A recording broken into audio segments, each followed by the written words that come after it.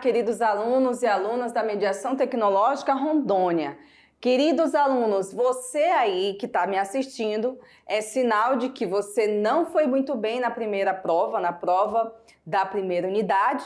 Então você tem mais uma chance aí de recuperar essa nota. É isso mesmo. Então hoje a gente vai fazer uma revisão, então preste bem atenção, tá? Nessa revisão de conteúdos, para que você possa fazer a nossa avaliação de recuperação, tá? Então essa é uma oportunidade que você aluno, que você aluna tem para recuperar aquela nota que você não foi muito bem. Então agora é hora de quê? Atenção para esta aula, tá bom? Vamos aqui para o nosso slide para a gente ver o assunto dessa revisão, para que vocês possam aí já estar preparados para essa provinha de hoje, ok? Então vamos lá, pessoal, muita atenção agora. Nossa primeira aula que a gente falou sobre estudo da sociologia será um dos temas da prova de hoje, tá? Então é a aula 1.1. A aula 4.1 é que nós falamos sobre as teorias sociológicas clássicas, parte 1, certo? A aula 5.1, a qual a gente falou também sobre teorias sociológicas clássicas, parte 2. E só mais uma aula, pessoal, a aula 8, onde nós falamos sobre pesquisa científica. Então, essas são as temáticas dessa revisão de hoje. Então, será em cima dessas aulas que a prova de vocês estará aí em mãos já, tá bom? Então, vamos para a primeira aula, que é a aula 1.1, onde a gente falou sobre a introdução ao estudo da sociologia. E essas foram as temáticas que nós falamos nessa aula. Nós falamos sobre o que faz a sociologia, nós falamos sobre o que é sociedade, tipos de sociedade, o surgimento da sociologia e o contexto, né? A gente frisou bastante nesse contexto do surgimento da sociologia, que foi o nosso querido contexto histórico, onde nós falamos sobre as duas principais revoluções, que foram as revoluções francesa e industrial. Essas foram as principais revoluções que deu base para o surgimento da sociologia.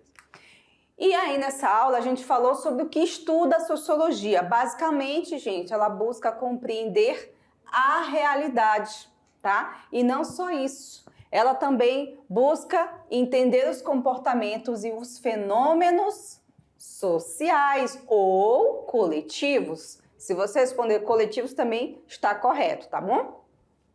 Mas não é só isso. O que mais a sociologia procura entender, então, nessa questão? Preste atenção nesse slide aqui, gente, que ele é muito importante para a prova de hoje, tá certo? Ele também busca entender a cultura e relações sociais. Então, a sociologia vai também para o aspecto cultural. Isso vai ser algo muito variado, dependendo de que sociedade nós estamos estudando. Mas não só isso, também procura entender o dinamismo, transformação e permanências ao longo do tempo. Então ele vai estudar toda a trajetória histórica e como a sociedade foi mudando ao longo desse tempo, né? As sociedades, as normas, as regras, os costumes, tudo isso é algo passível de ser estudado pela sociologia. E também a questão econômica e a produção da sociedade. Quando a gente fala, por exemplo, da sociedade industrial, da produção na fábrica, do aumento do nível de produção, a gente também está se referindo a essa questão aqui, ó, a sociologia buscando entender os aspectos da produção na sociedade. Ela não está preocupada apenas só com essa questão da produção industrial, mas outras produções, também a questão da vida rural, da vida urbana. Então, tudo isso também é algo passível de estudar dentro da sociologia. E, por último, a questão política e suas influências, como, por exemplo, movimentos sociais, né? Tá dentro aqui da questão política, a questão do poder, formas de poder, dominação, partidos políticos, que mais, pessoal? Formas de governo, regimes de governo, todas essas questões aqui também a sociologia vai buscar entender, tá bom?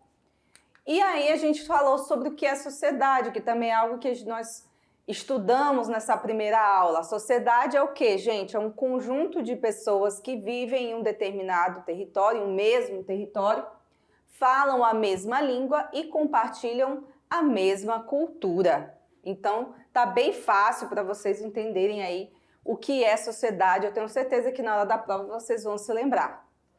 E também falamos sobre os tipos de sociedade ao longo do tempo e que foram se modificando ao longo do tempo também, porque nós começamos a nossa vida social com grupos muito, mas muito menores do que esses que nós vivemos hoje. Nós temos bilhões de habitantes no planeta, mas o começo da vida social é também o começo da ideia do ser humano na Terra. E como que a gente começou? Nas pequenas sociedades, começando pelos pastores, coletores, tá? Aí quando o ser humano se fixou em um território, começamos a ter as sociedades agrárias baseadas na vida no campo.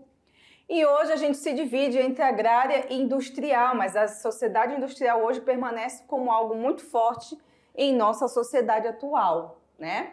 E aí é marcado pela urbanização, pela mecanização, pela globalização e uma série de coisas aí.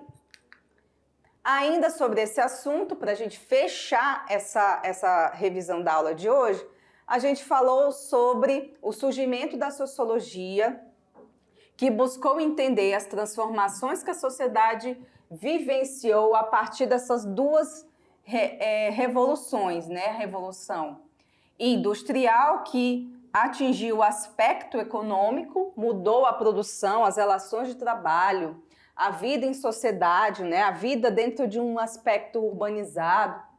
E a Revolução Francesa, que mudou dentro do aspecto político. Quando a gente fala aí da mudança em relação à queda do antigo regime, o surgimento de uma burguesia e a consolidação do capitalismo, e também a consolidação de uma sociedade mais voltada para uma política inclusiva, né, dos direitos humanos e tal. Já surgiu ali uma forma moderna de entender os direitos das pessoas, tá? Então aí é o resumão da nossa aula 1. Para a aula 4, nós falamos sobre Augusto Comte. Nós vimos que ele foi um árduo defensor do positivismo, né? E o que o positivismo defendia, gente? Defendia o princípio de que a ciência era o caminho, aliás, o único caminho para o progresso da sociedade, né? E o positivismo de Comte via a sociologia como uma física social. Presta atenção nisso aqui, tá? Porque isso aqui também é matéria de prova, ó. Física social. Então, ao estudar a sociedade, pela análise dos seus processos e estruturas, proporia uma reforma prática para as instituições, tá? Em que tivesse a sociologia um aspecto mais importante. A sociologia, então, gente, representava o coroamento da evolução do conhecimento. Então, se liga nessa palavra aqui, tá? Física social, tá dentro daquilo que o Augusto Comte defendia, tá? Física social. Mas, além disso, a gente falou também que dentro do conhecimento sociológico de Comte, e ele traz isso como uma inovação para o estudo da sociologia, ele acreditava que a humanidade, para ser vista como evoluída, ela passaria por 3 processos. O primeiro processo, aliás, pelos estágios de desenvolvimento, né? Então, o primeiro estágio seria o estágio teológico, tá? É o estágio onde as pessoas ainda acreditavam em seres inanimados, em deuses, né? É um estágio ainda das crenças como algo que baseava aquela sociedade. O segundo estágio já é o meio termo metafísico, onde já se tem um pouco de descolamento das crenças e uma aproximação com a filosofia.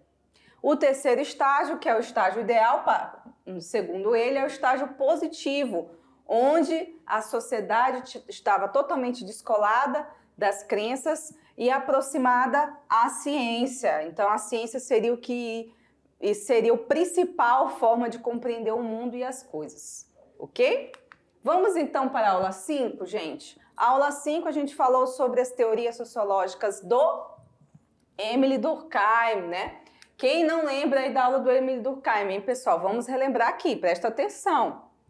Bom, o Durkheim ele traz uma outra visão sociológica, diferente de Comte, onde ele valoriza muito mais os aspectos dessas palavras aí que está no quadro, gente. Os aspectos dos fatos sociais, instituição social e da solidariedade social. Então, ele vai valorizar um outro prisma, uma outra forma de compreender a sociedade, dando ênfase a essa palavra aqui, ó, fatos sociais, porque é a principal forma de compreensão da sociedade que o Émile Durkheim traz como inovação, como novidade para o estudo das ciências sociais, da sociologia, né, como um todo.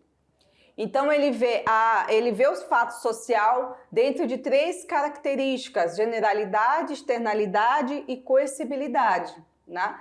E cada uma dessas características vai evidenciar uma forma diferente de compreender a relação do indivíduo com a sociedade, tá? Então, generalizado, externo ao indivíduo, né? E exercendo uma força. Quando a gente fala de força, é aqui, ó, coercibilidade. Externa ao indivíduo, externalidade. E generalizado, porque esses fatos vão estar presentes em todas as sociedades. Já analisando a instituição social, o Durkheim ele vai dar importância a essas instituições, porque ele acredita que elas são as grandes responsáveis por manter a coesão social, ou seja, a união dos indivíduos nesse corpo social. Então, ele dá grande importância para as instituições sociais, porque ele acredita que vai ajudar a manter esse grupo social unido. E também ele acredita que as instituições sociais elas vão funcionar como um conjunto de regras que são reconhecidas e aceitas pela sociedade, tá? E lembrando que instituição social é o Estado, a escola, né? O judiciário, enfim, várias instâncias da sociedade. E na solidariedade, o que a gente pode dizer? Que ele traz aí uma divisão entre solidariedade mecânica e orgânica, né?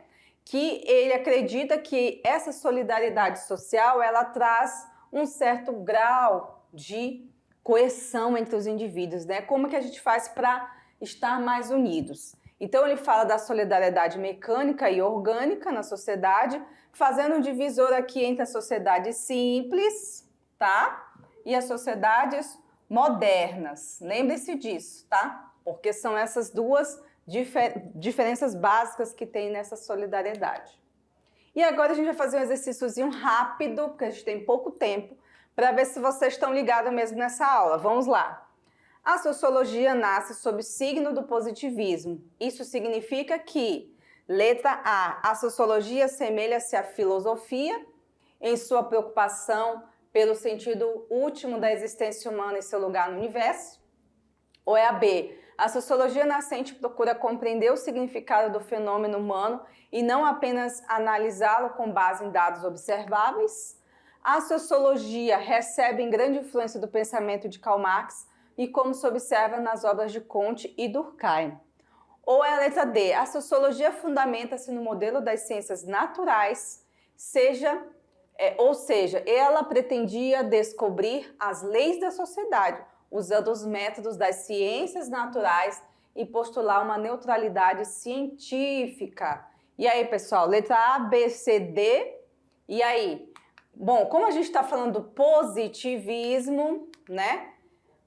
A gente vai, então, se reportar para a questão das ciências naturais e também de uma busca por descobrir a real forma de funcionamento dessa sociedade. Então, a questão correta, gente, é a letra D, tá? É a letra D, a questão, aliás, a alternativa correta nesse sentido.